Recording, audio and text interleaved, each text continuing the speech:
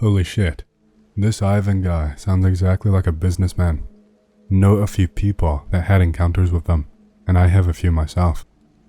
This all happened when I was in the military. Be me. Peacekeeping in Mali. Hanging out in base, then feel the urge to sit and look down. A man enters the building. He is dressed in a business suit and has a suitcase. Just a normal looking guy. When he says bonjour, everyone says, "Bonjour, monsieur." My commanding officer comes and greets this man. They enter a room. Everyone can finally walk. No one wants to even get near the door. They exit and shake hands. He walks up to the door. The door opens by itself. It also opens the wrong way. It comes off of its hinges. Guy exits and is gone. Next happened in Libya. Towards the end of the Gaddafi fiasco, we got an order to protect this politician. Guy was the most annoying prick I've ever met in my life. He was constantly paranoid and kept screaming at us when even the slightest thing would happen. At night we wake up and hear him screaming for help. 7 of us ran towards him. 3 of us made it to the door, but the rest froze up and fell down the stairs. We opened the door. Standing there is the politician and a guy dressed like one of those Saudi princes with a cloak and a turban. He says it's just business and goes through a door that leads to the bathroom. We then notice that the politician is clenching his hands. We check on him. Both of his ring fingers are missing. We go to confront the guy and he is gone. Just FYI, that bathroom had no windows. The only way out is through the door. I can't give any exact stories/names, but I grew up on Lake Superior, and there are countless folk tales surrounding maritime culture there. Haunted lighthouses, ghost ships, drowned sailors. These stories are relatively young, and based on the dozens of sunken ships in the Great Lake. There is also an Anishinaabe reservation near my hometown, so I have heard whispers of various stories from them, but they're definitely not super inclined to discuss them. I do know you're not supposed to whistle loudly in the woods at night. There are also various Bigfoot, a lamau, and sundry stories like that too. On a less paranormal but still spooky note, there have also been numerous sightings of low-flying planes dropping packages into lakes in the wilderness, landing on those lakes and meeting canoers, and landing at the local airstrip unscheduled. The guy who manages the airstrip says he saw one land, and 2 black Suburbans rolled out onto the airstrip to meet it, then dipped. It's a tiny community near the border with US/Canadian border, far from civilization. Easy to pass unnoticed. Okay guys, this happened to me last night, and I have not been able to sleep since. I was hesitant to post about it on X because I've been looking for some sort of explanation or something. Trying to see what it was I saw outside now that it's light out, but I cannot, and it's scaring the shit out of me. I usually just frequent Bay, MU, and Lit, so excuse me if this is something you guys have an explanation for already. Please just tell me there's a realistic explanation for this, and that what happened is common. I'm fucking terrified. Get home from work. It's almost midnight. When the door opens, the home security thing does a high-pitched beep beep beep chime. In my kitchen, eating a late dinner before going to bed. Hear a door open, and then the home thing go beep beep beep, but it definitely sounds like it came from outside. I'm sitting right by the back door, so I go check the front door. The front door has a screen door, a wood door that leads to a small entry room, then a second door inside that leads up the stairs into the house. These are loud-ass old doors. Did not hear screen door open, did not hear main door close, did not hear second door open. The door is still double locked. No other doors are open. Nobody is standing outside. Okay, maybe it was the neighbor's door. Maybe they have the same system. Hear it again. Sounds like it's coming from outside the front of my house. Look out the window. Looks like a deer is crawling on the yard with its belly to the ground. Stands up on its back legs. Makes the door opening/beeping sound with its head raised up to the air. It's not a deer. It looks like a guy with deer legs. Too dark to see what the fuck is going on. I'm home. What the fuck? I'm home. Sounds like a dog barking "I'm home" while trying to vomit. Starts galloping away across the street. Beep beep beep. Starts shaking. It's raining out at the time. The thing opens its mouth and holds its head up. Thing starts digging furiously at the grass across the street with its front arms/legs/things. Puts head near the hole, like it's looking inside. Keeps walking down the street. Beep beep beep, I'm home. Puts head back to drink rain. Digs at ground. Keeps doing this down the block before galloping away down Division away from the city. I do not live in a rural area. The deer population typically stays down towards Melrose Park off of Thatcher by the river. I live just outside of Chicago, literally a block west of the city limits. I have never seen anything like this or heard anything like this. I am fucking shitting myself right now. I was going to post a story on B, but I avoid B like the plague unless I'm bored. It's summertime, and I just get memed on left and right, and this seems more paranormal than anything else.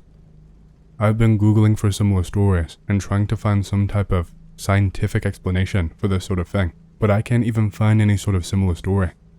My instinct is crazy homeless guy, but its legs bent back like a deer's. It was not built like a human being, and it was definitely not wearing clothes, and looked like it had a full body of fur. I don't use drugs. I was not tired. I was 100% lucid, and I'm fucking horrified. Please say there is a common explanation for shit like this. 2018. Just heard about this thing called Discord from a YouTuber I liked. Decided to join a server. Talking with people, chilling. Some guys keep bringing up something called LAUSL. Try asking him about it. He just sends a reaction image of a Pepe with a blank stare every fucking time. Whatever. Eventually forget I have Discord installed. Playing some CS 1.6. Ding. Notification. The guy sends me a message. It's a link. Lost and Unknown Secrets of Life.edu. Sketched out. Decide to boot up a virtual machine to see if this link is real. It works. What the fuck? The site was entirely unformatted, just centered black text on a white background. There's a handful of links. One was a zip file I did not download, and the others were to other pages. The first one was something like, The Importance of Daily Rituals. Click on it. It's plainly formatted again, with a handful of images. Most were low quality, kind of blurry, but along with the guide, it seemed to be something about having a certain mark tattooed on the body part that you use the most. Decide to look into this later. Bookmark the site, and go back to playing CS. Try to go back to the site. NX domain. This domain does not exist. Guy's account is deleted, along with the message sending me the link. 2016. Friend, call him Tom, went camping with his high school outdoor club pals. Call them Pat and Stu. It's a spot really used by campers, even though it's part of a very well-known forest. Their senpais and even club advisor did not recommend them to camp there. Said that the place has some strange happenings. Pat considered them pussies, and Stu did not believe paranormal shit. Tom, being a respectful Chad, did not want to dismiss that fact as easily, and tried to persuade those two to change location. What, you become a scaredy cat now? Said Pat, being a jerk. No man, it's just paranormally speaking. What if there's a psycho or something there? If it's true, then there must be some news about it. If you don't want to go, then it's just going to be the two of us, Stu said, stone-faced. Pat agreed, while laughing like a bitch. Tom did not give a shit about them patronizing him, but decided to go just to make sure they're safe, and did not do stupid shit. When he first told me this story, I thought it's going to be a Le'Eben Skinwalker story, but turns out it's not the case. Fast forward to the end of term holiday. Despite being persistent on going, Pat and Stu did not know a single fuck about camping. Tom ended up being the only one prepping. Why the fuck do you have to be their goddamn slave, Tom? You should have kicked their lazy asses or something. They're amateurs and none. I thought they might learn a thing or two. What a Chad. Felt sorry for him, having those guys as friends. Arrived at the spot around 12 p.m. Pat the fat ass did not waste a second to unload the food and beers. Stu at least had some decency and unloaded the other stuff. Tom finished setting up the tent, grill and campfire around 2. Suddenly, they heard some kids laughing and shouting at each other, like in a playground or kindergarten, but they're in a forest. Come on man, let's grill already. It's probably just some local brats. Stu looked at Pat disgustingly while feeling nervous. Tom noticed too. It's like they were in a completely different place, but all around them are trees. Suddenly, Tom felt a sharp cold on his back. Immediately, he saw Stu froze while looking at something behind Tom. You don't need to know what Pat is doing at that moment. Tom decided to muster up the cojones and confront whatever horror might stalk him and their pals. He turned around while readying some judo moves to see a young girl. Long, blonde hair, wearing casual clothes.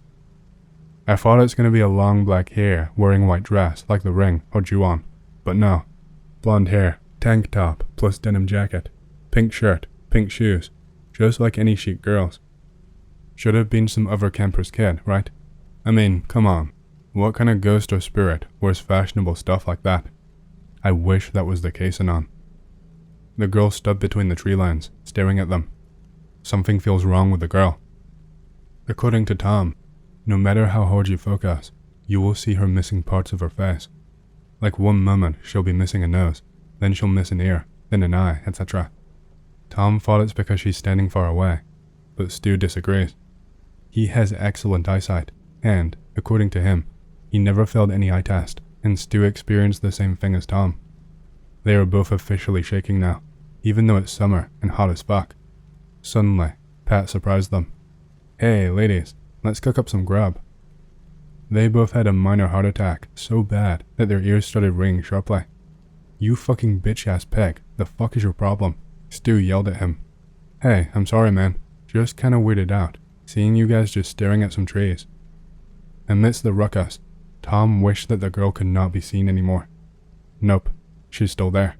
And now Pat saw her too. Whoa, what's a pretty girl like her doing all alone here? Classic pickup artist.mp4. He was just about to approach her when Stu slapped him right in the face, like, no hesitation at all. Even Tom was flinched by it. Are you fucking kidding me, dude? Can't you see there's something wrong with her? Pat looked at him confused, like an idiot. Huh? What's wrong with her? I don't see anything wrong. Look at her face, Pat. Doesn't it look strange to you? Pat looked at both of them as if they're high, but he still looked at her carefully. No, I don't see anything weird. She looks normal, gorgeous even. What the fuck?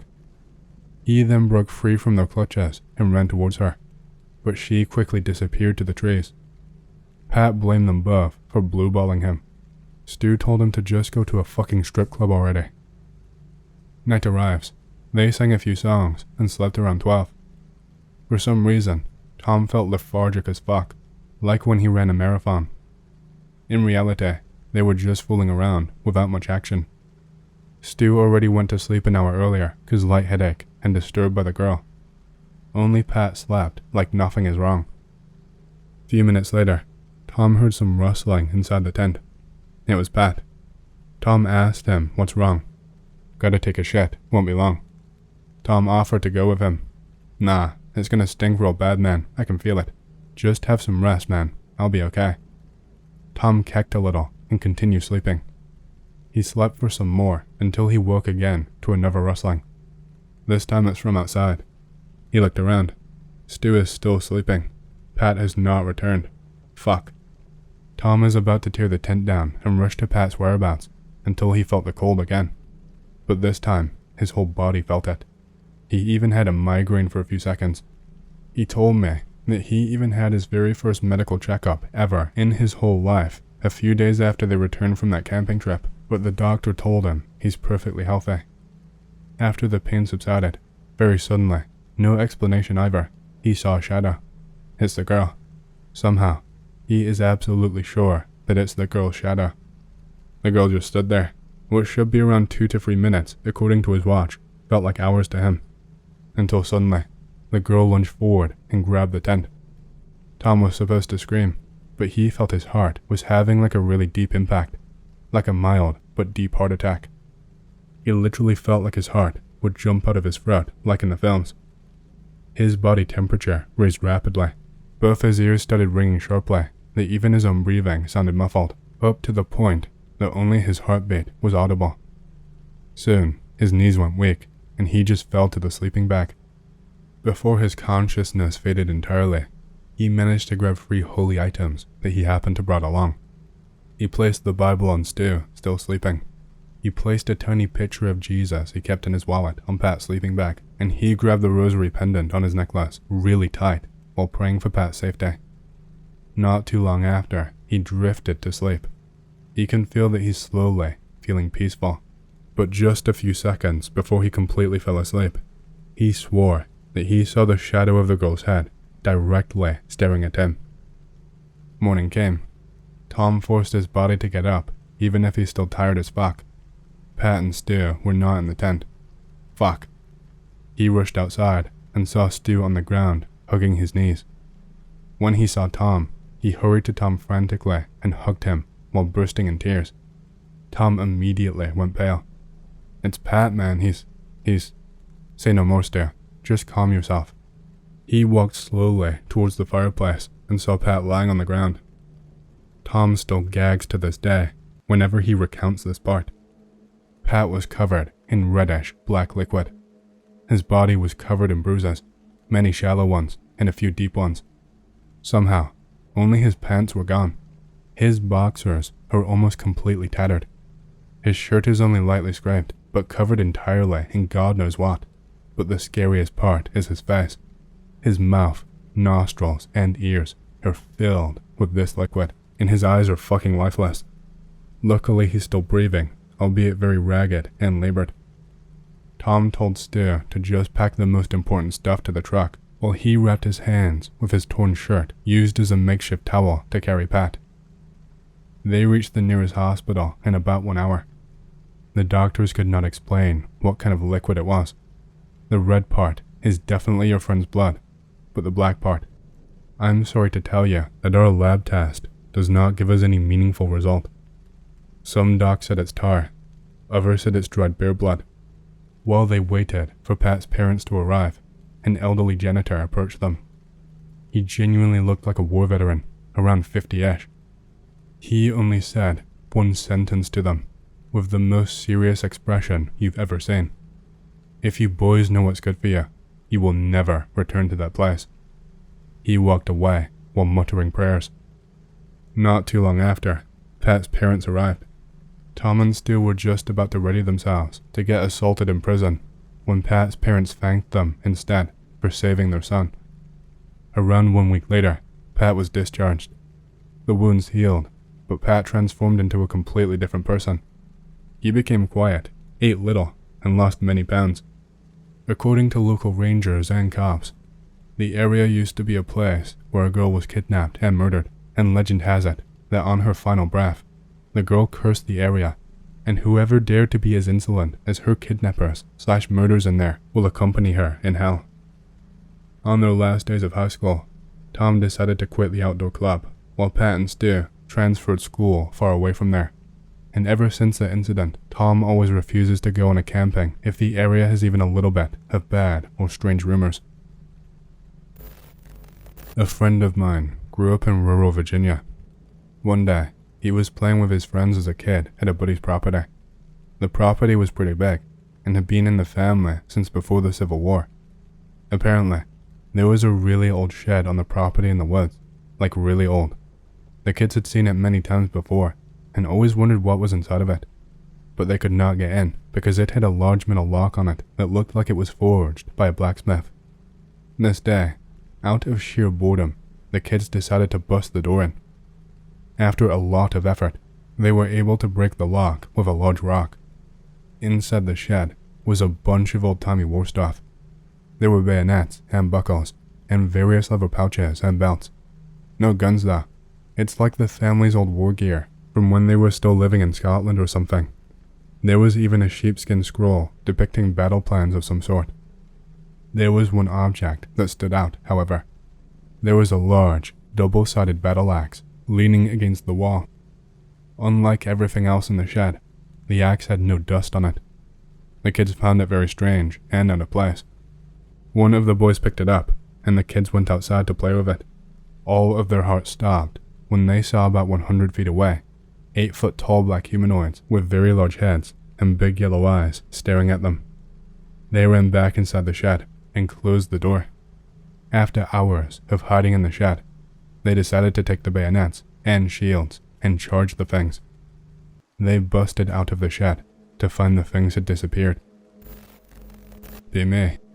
Around 8 years old, some of my family members come to my house to hold a celebration and decide to stay overnight. Due to the lack of space, my mom decides to sleep on the same room as me. I sleep on the bed, and my mom sleeps on a mattress on the floor. The mattress is directly in front of my bed, right under the window, which is covered by curtains. We sleep without any problems through the night. I wake up around 7 a.m. Mama's still asleep.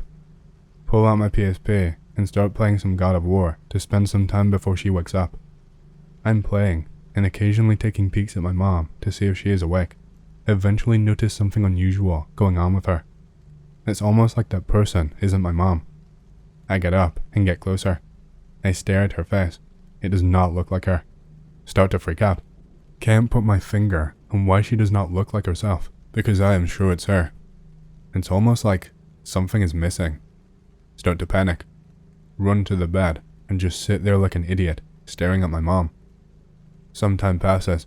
The situation does not change, and I start getting even more uneasy. Sudden fucking huge blast of wind literally throws the curtains of the window to the ceiling. A flash of light enters the room at the same time. That was one of the brightest lights I've ever seen. For a brief second, I see a pale, black-haired woman standing in the light and smiling at me. She kinda looks like my mom, but with flawless skin and a lot younger, and she's literally a step away from where my mom's head is laying. I blink and she disappears. I slowly look at my mom. She looks like herself again. Sit on the bed for another 30 to 40 minutes because too afraid to move. Never talk about it with her and pretend it did not happen. Be me. Postman and on. Work in rural area in Maine. Isolated enough to be a super small town, but not isolated enough to be so depopulated that we don't have a full-time post office. Most of my route is in the sticks and small suburbs, mostly just listening to podcasts and doing drone work on autopilot. Small town has some commercial spots for jobs. Off by its lonesome is an office building. Decent-sized building, huge amounts of parking space. It's on my route, but was vacant for years. Townsfolk say a computer company and a law firm used to work there years ago or something, but shut down after the 2008 recession. Sometimes I go by and there will be some lights on, but no cars in the massive parking lot. Never saw anyone go in or out. One day, we get a package for them. Standard Amazon box, addressed to no names, and has the correct address and postage for the building. My boss says maybe the building is not vacant anymore and they just moved in and are doing renovations. Cars have been spotted in the parking lot, some brief activity. When I show up, it is empty. Was running late. It was mid-fall and was about dusk, chilly too. Some lights are on. When I get to the door, it is unlocked, but the place looks like it has not been touched. One of the windows was spidered, glass was dirty, some litter and graffiti. Could just leave the package at the front door, but I'm curious, so I enter. It's a weird entrance, goes into a small corridor. To my left, there is an open door, with a staircase going up and down. Absolutely pitch black. In front, there is a pair of shut, red double doors. To my right, an open door with a well-lit hallway, with one door directly at the end. No other doors or windows or paintings. Light switch is there. Lights are not automatic. What the fuck? Double doors are locked. Hello? USPS delivery. Anybody? No response. Decide fuck it and walk down the hallway anyway. As I'm nearing the door, I hear, clear as day, running footsteps behind me. Literally feel the vibrations of the floor. They are accelerating down the hallway, increasing in intensity towards me. Gonna get mugged by a crackhead. Gonna get surprise butt sexed. Scream like a bitch, fling around as fast as I can and drop the package. Absolutely nothing there. Goosebumps, panting, poo and pant. Just then I hear what sounds like a filing cabinet fall over from behind me. Behind the door, my face went. Genuinely scared out of my fucking mind and book it. Never tell boss what happened. Tell her everything went fine. Nobody ever moved into that building. Moved out of town for college. Friend tells me they sold the property and tore it down and they're making it into a development. scanned, left with individual at address. I saw what, for lack of a better term, may have been some sort of vampire / unknown hominid / I don't know what the fuck in the woods once, hunting an old growth forest, so it's kind of a tangled nightmare. Had found a dead deer the day before that had weirdly had some joints in its legs smashed, so assumed there was some sort of predator animal like a mountain lion or maybe a bear around. It's evening, not dark out yet, but going to be in an hour or hour and a half. There is this particularly nasty patch of blackberry bushes that have entangled with other vegetation and even encircled and enveloped some lower areas of the trees that I have to get through. Say fuck it. Decide to go around because it is almost unnavigable. Notice the woods are really quiet. Not the meme absence of any noise. Bugs are still being bugs, and there are some birds, but it's much quieter here and muffled almost. I'm going between some really old, tall trees, not redwoods, but holy shit they came close. Chills and prickling suddenly all over my body. That something is staring at you feel. I look around. Out of the upper right corner of my eye, I see eyeshine. Look up. The thing looks mostly like a human woman, except with odd, elongated proportions / clearly some different skeletal shit. She is completely naked, slightly dusty from buck dirt, and is enormous, like 7 feet tall. Makes this bizarre humming sound. I can't think of an analogy for it. Opens her mouth. I don't know how else to describe it. It's like she does the grimace emoji. Teeth are icy white. I literally leap backwards and take off running, head empty. Never see her again. The best example I have of what she looked like is pic related. I wish there was a better conclusion on whatnot, but it is what it is. One feature that stuck out and is still in my mind, she was almost entirely flat-chested. It took years for me to figure out why, but apparently, humans are the only hominid species where females have large breasts instead of minor bumps, basically. I worked in EMS for a while in rural West Virginia. We get a lot of calls of people who were found out in the woods in national park territory with various injuries. Usually they'd fallen from somewhere, broke a limb, and had just barely managed to catch the attention of the wandering park rangers. One day though in June, a while ago, we probably got the strangest case we ever had. The call was normal. A guy was found and said he'd been mauled by some local wildlife. The rangers suggested it was a dog. They said he was in some kind of shock, could not form sentences right, and kept accusing the rangers of biting him. When we got there, the guy was curled up in the fetal position under a giant pine tree, clutching his knees and not really rocking, but shaking. He was not wearing any pants, but he had his legs covered in very poorly wrapped gauze that was already soaked. According to the rangers, they found him like that. We got him into an ambulance and started stripping the gauze off him to assess the wounds and, if needed, properly stitch them up. His arms and upper body were pristine, but when we saw the actual marks on his legs, it was obvious this was not a dog or cougar or anything of the such, because every bite on this guy's legs was a very clearly human bite. And these weren't like little bites, or even hickeys. They were bites so hard, they drew blood. After we got the guy all stitched up, got him to the hospital, etc., he came to his senses just in time to give a report of what happened, since the rangers had not got a clear report out of him. He swore up and down that he had gone out to camp in the woods with his buddy, and when they were stripping down to go to sleep, apparently in the same tent, his friend started biting his legs. Small nips, before he started breaking skin and trying to tear flesh. The guy's friend was not ever found. His campsite was found, and so were 2 sets of clothes, according to one of the rangers. Walk home after party. Pretty drunk. Big city, but no cars around. No other passengers. Reckon it's 4 at night, and maybe it's just not so busy. Need to take a left where road has steep slope downwards, but for some reason, entire street as far as eyes can see has bugged out streetlights. All are strobing and blinking randomly. Hesitate. Do not know of a route or detour. Thinking it must be some normal energy problem, and start to descend. Pretty on edge as lights all flicker and strobe out of sync, making weird shadows from the trees. See a guy in the distance at the end of the road. He is slowly walking up the steep road, hands in pocket, weird shuffle. Try to see face, but has old-timer hat on, and obscured by hair, and only is lighted during small flashes. Something about this guy is not right. Weird feeling in stomach. Still cannot see face. Get closer and closer. Look at his legs as he is walking towards me. Knees bend backwards, not forwards when making steps. Only hair, no face at all. Turns out, this fucker is walking backwards. Pass him, look at face. 1,000-yard stare, look straight through me.